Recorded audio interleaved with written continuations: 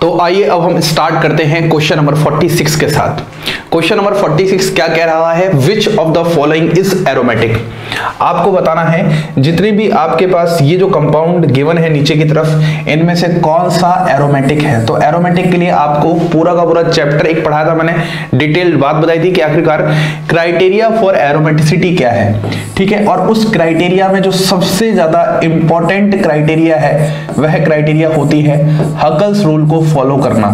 बाकी और भी क्राइटेरिया होती है जिसमें सबसे ज्यादा इंपॉर्टेंट तो लेकिन क्या है, हकल्स रूल को फॉलो करना है। इंपॉर्टेंट तो वैसे सभी हैं, सारे कॉन्सेप्ट्स अप्लाई होंगे तभी जाके कोई एक स्पीशीज एरोमेटिक स्पीशीज कहलाती है। तो अगर मैं बात करता हूं, सबसे पहले इन सभी के स्ट्रक्चर बना लीजिए। अगर मैं इन सभी के स्ट्रक्चर ड्रॉ करता हूं तो इसमें सबसे पहला स्ट्रक्चर क्या है आपके पास, साइक्लोहेक्सेन का है। दूसरा स्ट्रक्चर क्या है आपके पास, साइक्लोब्यूटेन का है। तीसरा स्ट्रक्चर क्या है आपके पास, पायरोल का है, कुछ इस तरीके से। और फाइनली लास्ट क्या है आपके पास, ब्यूटाडाइन। और ब्यूटाडाइन का स्ट्रक्चर कुछ इस तरीके से होता है। तो आपने जब चारों ही स्ट्रक्चर बनाए तो चारों ही स्ट्रक्चर में आपको अपने आप साफ साफ समझ में आ जा रहा है कि यहां पर अगर मैं इसकी बात करता हूं, इसमें सबसे पहला पॉइंट क्या है, ये साइक्लिक है। उसके बाद इसमें दूसरा पॉइंट क्या है, ये प्लेनर है। उसके बाद इसमें तीसरा जो one of the most important point है, इसमें कंप्लीट कॉन्जुगेशन है। और लास्ट में ये क्या फॉलो करेगा, ये पक्की बात है, हकल्स रूल को फॉलो करेगा। हकल्स रूल बोले तो 4n+2 पाई इलेक्ट्रॉन को कंटेन कर रहा होगा। जैसे 2 पाई इलेक्ट्रॉन यहां पर हैं, 2 यहां पर हैं और 2 यहां पर हैं, तो टोटल यहां पर 6 पाई इलेक्ट्रॉन है। और आपको पता है 6 pi electron correspond to 4n+2 pi electron system, मतलब हकल रूल फॉलो कर रहा है। तो कहीं ना कहीं हमारा यहां पर जो आंसर है वह आंसर क्या होगा, पायरोल होगा। तो बहुत ही सिंपल क्वेश्चन है। तो बस इस क्वेश्चन से आप क्या समझ सकते हो, आप इस क्वेश्चन से ये समझ सकते हो कि कभी कभी आपको डायरेक्ट स्ट्रक्चर ना बनाकर आपको नाम दे दिया जाए तो आपको नाम के बारे में आइडिया होना चाहिए। एरोमेटिसिटी के बारे में आइडिया बहुत अच्छा है आपको। आप किसी भी कंपाउंड को देखकर बता दोगे कि एरोमेटिक है या नहीं है, नॉन एरोमेटिक है या नहीं है, एंटी एरोमेटिक है या नहीं है। लेकिन जब नाम आ जाए और फिर नाम के से आपको बताना है क्या एरोमेटिक है या नहीं है, तो कहीं ना कहीं किसी अगर नाम में आप अटक रहे हो, जैसे पैराबेंजोक्विनोन याद कर लो। अगर पैराबेंजोक्विनोन की स्ट्रक्चर नहीं पता तो आप वहां पर नहीं कर पाओगे। कैचोल, रेसोर्सिनोल, ये कुछ नाम ऐसे अजीब से नाम है क्योंकि आप एक यूपी पीजीटी एग्जाम देने जा रहे हो, एक स्टेट लेवल पे पेपर देने जा रहे हो। तो खासकर इन एग्जाम में सबसे बड़ी दिक्कत यही होती है, कुछ अजीबोगरीब क्वेश्चंस देखने को मिल जाते हैं। तो बस थोड़ा सा ध्यान दो, ऐसे कॉन्सेप्चुअल या फैक्ट बेस्ड क्वेश्चंस पे बहुत थोड़ा सा ध्यान देने की कोशिश करो कि कुछ जो स्ट्रक्चर है उनके नाम आपको अच्छे से आने चाहिए।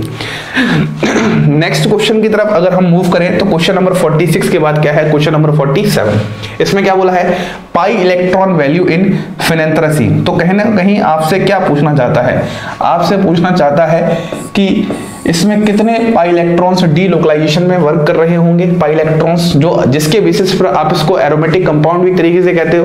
तो फेनेंथ्रेसीन एक तरीके से क्या होता है, फेनेंथ्रेसीन का स्ट्रक्चर कुछ ऐसा होता है, कुछ ऐसा पॉलीन्यूक्लियर हाइड्रोकार्बन रहा होता है। यहां पर ऐसे ऐसे ऐसे, यहां पर ऐसे और यहां पर ऐसे, ये आपके पास हो जाएगा फेनेंथ्रेसीन।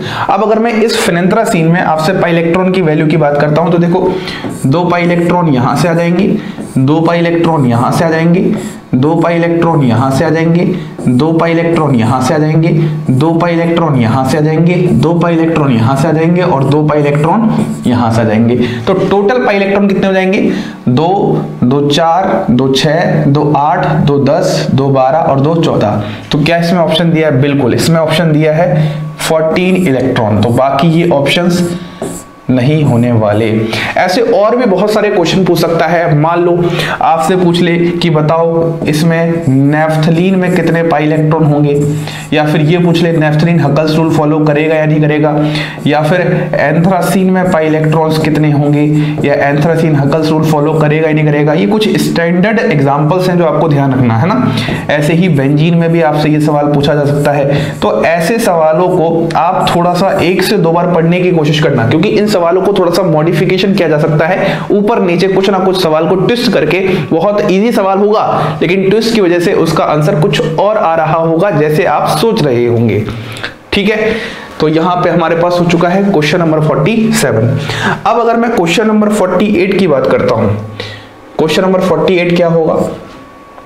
तो मैं थोड़ा सा यहां पर क्वेश्चन नंबर 48 को निकाल लेता हूं। तो ये आपके सामने आ जाएगा क्वेश्चन नंबर 48। ये थोड़ा सा एक अच्छी सा क्वेश्चन आप कह सकते हो। यहां पर बोला गया है the IUPAC name of following compound. आपके सामने ये क्या स्ट्रक्चर, आप तो बोलोगे सर हमने तो आज तक इसको प्रीडीन पढ़ा है, लेकिन क्योंकि सवाल आ चुका है आयुपैक नेम का, आपके सामने क्या आ चुका है, सवाल आ चुका है आयुपैक नेम का, तो अब आपका थोड़ा सा दिमाग चलेगा और सोच रहे होगे कि सर इसका जो हमने नाम पढ़ा है वो प्रीडीन पढ़ा है, लेकिन क्या इसका आयुपैक नाम ही प्रीडीन है? इस पे थोड़ा सा आप कंफ्यूज हो जाओगे। तो एक बात को थोड़ा सा समझो, यहां पर अगर मैं इस स्ट्रक्चर की बात करूंगा तो इस स्ट्रक्चर में अगर मैं आयुपैक नेम की बात करूंगा तो आप अगर समझोगे तो यहां पर दो आयुपैक नेम होते हैं।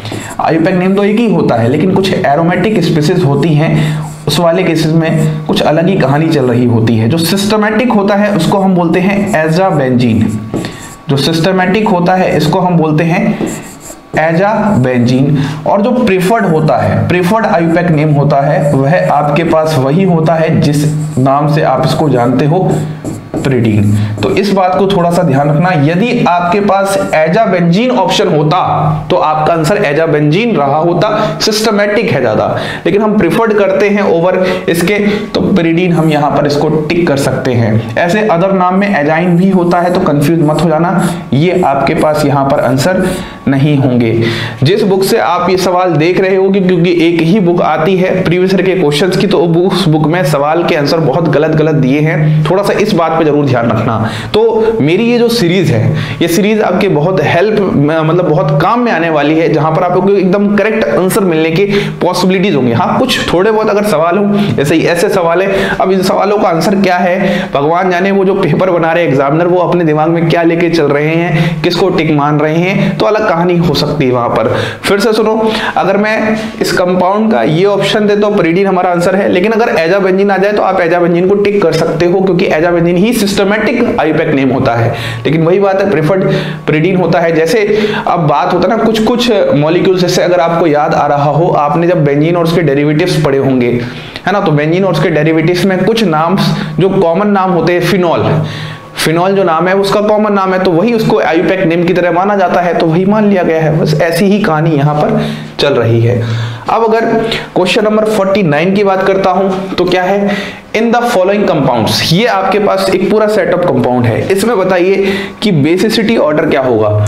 बहुत ही सरल क्वेश्चन है, कोशिश करो बेसिसिटी ऑर्डर बताना है। तो मैं आपको यार बोलते बोलते भी परेशान हो चुका हूं कि जब भी बेसिसिटी ऑर्डर की बात आए, जब भी बेसिसिटी की बात आए, तो बेसिसिटी का मतलब सिर्फ एक अच्छे से समझ लो, लोन पेयर डोनेशन। जितना अच्छा आपके पास लोन पेयर डोनेशन होगा, उतना ही अच्छा आपके पास वहां पर क्या होगी, बेसिसिटी होगी। समझ में आ गया क्या? जितना अच्छा आपके पास लोन पेयर डोनेशन होगा, उतनी अच्छी ही बेसिसिटी होगी, और अगर उतनी ही अच्छी बेसिसिटी होगी तो अब आप चेक कर लो कि सबसे अच्छा लोन पेयर डोनेशन कहां है। और ये क्वेश्चन एक अच्छा क्वेश्चन है। अभी तक हमने जो बेसिसिटी के सवाल किए हैं बहुत इजी लेवल के सवाल थे, लेकिन यहां पर थोड़े से कॉन्सेप्ट लग रहे हैं। देखो, यहां पर नाइट्रोजन पर लोन पेयर है, यहां पर भी नाइट्रोजन पर लोन पेयर है, यहां पर भी नाइट्रोजन पर लोन पेयर है, और यहां पर भी नाइट्रोजन पर लोन पेयर है। तो सबसे पहला आपका काम होना चाहिए कि कौन सा लोन पेयर लोकलाइज्ड है और कौन सा डीलोकलाइज्ड है। देखो, यहां पर ये जो लोन पेयर है ये कैसा है, लोकलाइज्ड, मतलब रेजोनेंस में पार्टिसिपेट नहीं कर रहा। ये जो लोन पेयर है ये कैसा है, लोकलाइज्ड, ये भी रेजोनेंस में पार्टिसिपेट नहीं कर रहा। ये जो लोन पेयर है ये कैसा है, लोकलाइज्ड, ये भी रेजोनेंस में पार्टिसिपेट नहीं कर रहा। लेकिन ये जो लोन पेयर है ये कैसा है, डीलोकलाइज्ड है, ये रेजोनेंस में पार्टिसिपेट कर रहा है। ये इंपॉर्टेंट बात आ चुकी है, ठीक है। तो इसका मतलब इस वाले की बेसिसिटी सबसे कम हो जाएगी। तो आप सबसे पहले देख लो फोर्थ सबसे कम कहां आ रहा है, तो फर्स्ट और सेकंड तो गलत हो चुके हैं पहले ही। अब बात आ जाते हैं थर्ड और फोर्थ में आंसर क्या होगा। अब देखो, ये तीनों ही लोकलाइज्ड हैं, लेकिन इसमें ये वाला आपके पास sp3 हाइब्रिडाइज्ड है, ये वाला आपके पास sp2 हाइब्रिडाइज्ड है, और ये वाला आपके पास sp3 हाइब्रिडाइज्ड है। अब एक बात और समझ में आ चुकी है कि फर्स्ट और थर्ड वाले की बेसिसिटी ज्यादा होगी एज कंपेयर टू सेकंड वाले से, तो फोर्थ के बाद सेकंड आएगा। तो मैं यहां लिखता हूं, सबसे पहले फोर्थ सबसे कम, फोर्थ के बाद यहां पर सेकंड होगा। अब फर्स्ट और थर्ड में हम बात कर लेंगे। सेकंड क्यों होगा? सेकंड क्यों होगा? क्योंकि हमें पता है परसेंट एस करेक्टर क्या होता है, डायरेक्टली प्रोपोर्शनल टू इलेक्ट्रोनेगेटिविटी। अब sp2 वाले में परसेंट एस करेक्टर ज्यादा है, परसेंट एस करेक्टर ज्यादा है, इलेक्ट्रोनेगेटिविटी ज्यादा है, इलेक्ट्रोनेगेटिविटी ज्यादा है तो इस पे लोन पर होल्डिंग कैपेसिटी ज्यादा है, तो इसकी डोनेशन एबिलिटी क्या हो जाएगी, कम हो जाएगी। समझ में आया? इन दोनों की अगर मैं बात करता हूं तो इन दोनों में देखना, दोनों ही sp3 हाइब्रिडाइज्ड हैं, दोनों ही लोकलाइज्ड हैं, लेकिन यहां पर ये ऑक्सीजन क्या लगा रहा है, अपनी तरफ इस तरीके से इलेक्ट्रोनेगेटिविटी खींच के माइनस आई इफेक्ट लगा रहा है, और minus I effect basic strength को क्या करता है, डिक्रीज करता है। तो सबसे पहले आ जाएगा फर्स्ट, के बाद आ जाएगा थर्ड, के बाद आ जाएगा सेकंड, के बाद आ जाएगा fourth. First, third, second, fourth. Fourth is the correct answer, third भी यहां पर गलत हो गया। ये एक अच्छे लेवल का सवाल था जिसमें बहुत अच्छा कॉन्सेप्ट लग रहा था बेसिक स्ट्रेंथ का, लेकिन मैंने आपको इस लेवल के सवाल भी थ्योरी में करवाए हैं। इसीलिए जो मैं थ्योरी पढ़ाने का तरीका थोड़ा सा एक लेवल अच्छा रहता है। अगर आप बेसिक लेवल ही पढ़ के जाओगे, 11-12 की ही सारी बातें पढ़ के जाओगे, तो ऐसे सवालों में आप थोड़ा सा अटक सकते हो जहां पर कॉन्सेप्ट्स लगाने रहे होंगे एक साथ बहुत सारे। ठीक है, अब अगर मैं अगले क्वेश्चन की बात करता हूं जो कि हमारा लास्ट क्वेश्चन है इस वीडियो का, increasing order of stability among the three main conformation. देखो सवाल पूरा पढ़ा करो जब भी पढ़ा करो, अगर आप सवाल यहीं तक पढ़ते ना तो आप यहीं पर आंसर बता देते, एंटी की स्टेबिलिटी सबसे ज्यादा, उसके बाद आपके पास गॉश की, उसके बाद इक्लिप्स की। लेकिन आगे क्या बोला गया है, आपके पास 2-फ्लोरोइथेनॉल बोला गया है। क्या बोला गया है? 2-फ्लोरोइथेनॉल। और आपको पता है 2-फ्लोरोइथेनॉल के केस में जो आपके पास गॉश फॉर्म है वो एंटी वाले से ज्यादा स्टेबल है। यही तो वेरिएशन आता है, क्योंकि यहां पर जो कॉन्सेप्ट लग रहा है वो किसका लग रहा है, हाइड्रोजन बॉन्डिंग का, OH और फ्लोरीन में। ठीक है ना, OH पे जो H है उस पे। तो अगर ओवरऑल आंसर की बात करता हूं तो गॉश, उसके बाद एंटी, उसके बाद कहां गया, गॉश, एंटी, इक्लिप्स। मैंने ऑप्शन ही गलत बना दिया ना, इस तरफ एरो होना चाहिए था, तो इस तरफ कर लो, गॉश फिर एंटी फिर इक्लिप्स, ऐसा आ जाएगा। ठीक है, ये करेक्ट आंसर हो जाएगा। सही कर लेना इसको, कोई बड़ी बात नहीं है। और ये सब आपके पास क्या हो जाएंगे, कैंसिल हो जाएंगे। क्वेश्चन समझ में आ चुका है? ऐसा क्वेश्चन मैंने पहले भी आपको कराया है। देखो जो एक्सपेक्टेड ऑर्डर होता है हमेशा एंटी की स्टेबिलिटी सबसे ज्यादा होती है क्योंकि 180 डिग्री डायहेड्रल एंगल होता है, उसके बाद गॉश की, उसके बाद इक्लिप्स की।